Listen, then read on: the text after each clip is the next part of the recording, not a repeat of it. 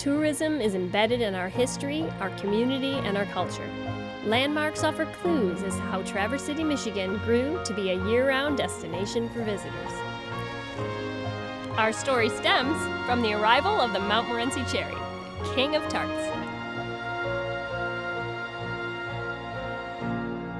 As loggers cleared the lands around Traverse City, farmers discovered few crops could be grown in the sandy soil left behind. In 1840s, a Presbyterian missionary named Peter Dougherty was determined to grow cherries. He planted the first Montmorency tart cherry orchards on Old Mission Peninsula in the 1860s, with the hope that this beautiful land would bear delicious fruit. The glaciers left this region surrounded by freshwater bays, rolling hills of sandy soil, and gentle breezes to protect the crops from frost. This unique microclimate along the 45th parallel meant Old Mission enjoyed a growing season 30 days longer than inland, and the cherries thrived.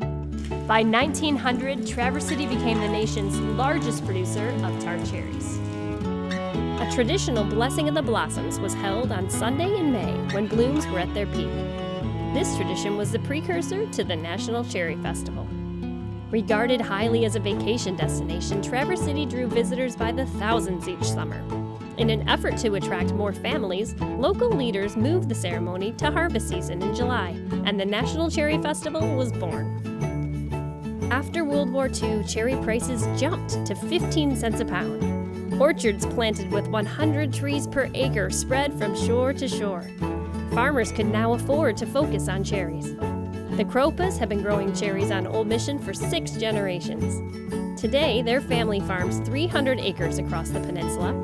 41 acres of vineyards support the family winery, located in the Maple Grove Schoolhouse on Center Road. It's no surprise our growers produce some of the best cherry wine in the world. By 1948, the National Cherry Festival had evolved from a simple Blessing of the Blossoms to the Mardi Gras of the Midwest, attracting 250,000 visitors. Parades down Front Street, the coronation of a cherry queen, and a sampling of all things cherry have drawn many famous guests to the 90-year-old festival.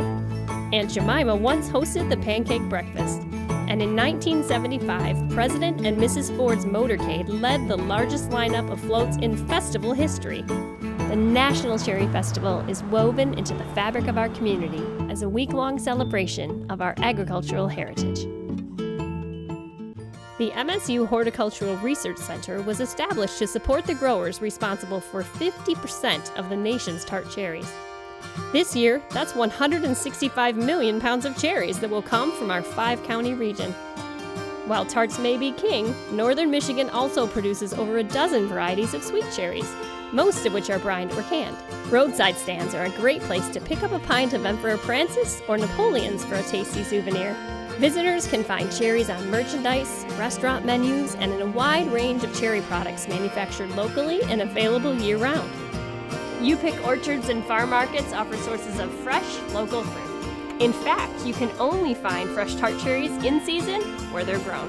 Most are enjoyed dried, frozen, and in juice concentrates. Studies show tart cherries help reduce inflammation, prevent muscle soreness, and support a heart-healthy diet. Reminders of our agricultural heritage can be found throughout our community and along the scenic highways that have drawn visitors to Traverse City for generations. For more information about the cherry industry, visit Traverse City Visitor Center or go to traversecity.com.